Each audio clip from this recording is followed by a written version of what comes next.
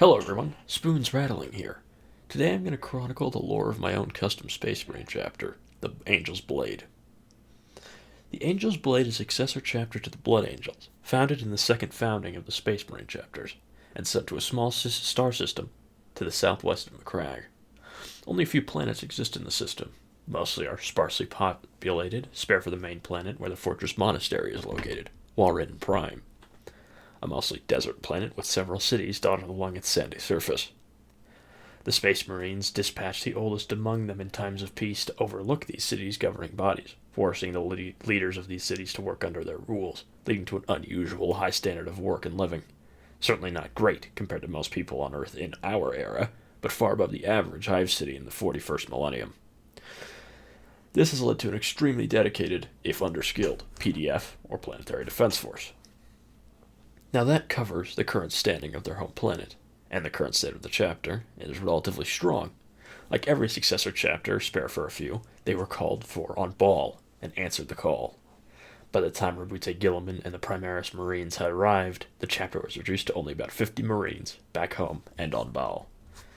The advent of Primaris had brought the chapter back from the brink, and gave the chapter their second and third dreadnoughts. The remaining Marines tended to their wounds and returned to Warren proper.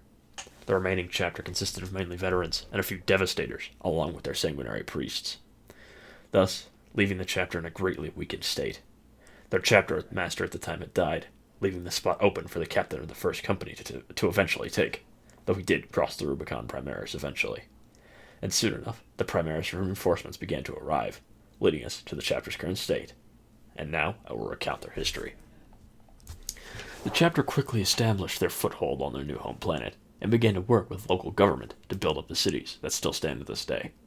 This lasted for quite some time, until an integral moment in their history, the discovery of warite, a metallic material that changes color depending on how light hits it, and is extremely durable, able to withstand immense punishment.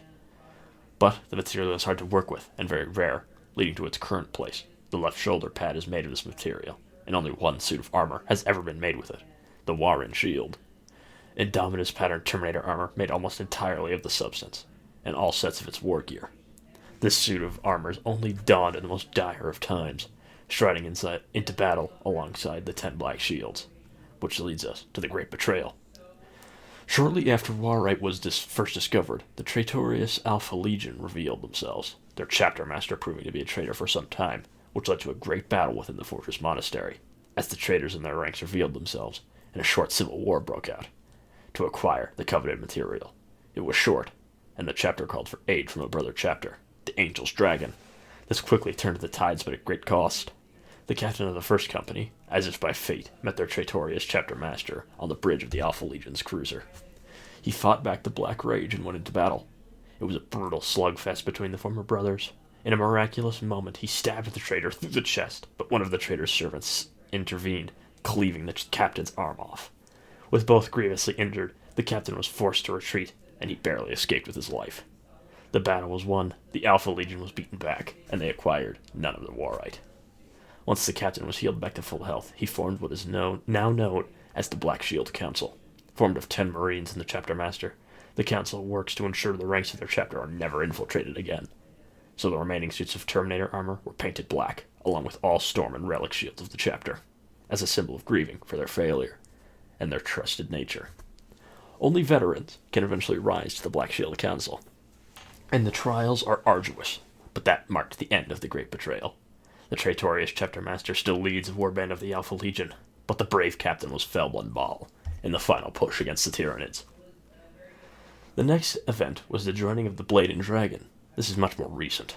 The Angel's Dragons were close allies to the Angel's Blade, and when a small splinter fleet of Tyranids attacked, High Fleet Karkanos attacked the home world of the Angel's Dragon, they were nearly wiped out, reduced to only some 10 Marines who barely escaped with their lives.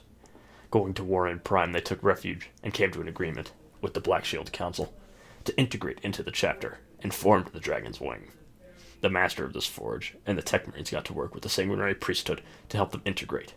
In honor of their fallen brothers, most fire support units, devastators, tanks, one of the dreadnoughts, and so on, are clad in purple armor. The first company changed their heraldry as well. most of them feeling great grief at the loss of their brother chapter, who had saved them in their time of need. So they adopted both colors, purple and yellow. And since the chapter encourages creativity in veteran armor, the way this manifests changes from Marine to Marine. From there, the chapter remained much the same until the devastation of Baal, aside from two major wars in their system: the arrival of the Blood Sons, an orc clan that appeared from seemingly nowhere.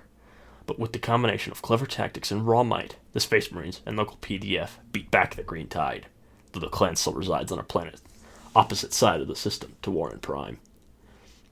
And on another planet, the Necrons of the Natesk dynasty woke up. Though the Natesk were small in their time, smaller now than ever, they couldn't fight for long against the Orcs and the Space Marines. And in recent times, the Angel's Blade have gotten reports that one of their sworn enemies are returning, High Fleet Karkanos, who swept upon their closest allies and destroyed them. And in desperation, the current chapter master has entered a shaky alliance with the Orcs and the Necrons to push back the quickly approaching force, though the army still skirmished to keep up appearance for any nosy Imperial spies. And this marks the end of their history, until High Fleet Karkanos inevitably returns. Thank you guys so much for watching. This has been the lore of my custom Blood Angel's successor chapter, the Angel's Blade. I hope you enjoyed, and if you did, please like and subscribe. It really means a lot. This is Spoons Rattling. See ya.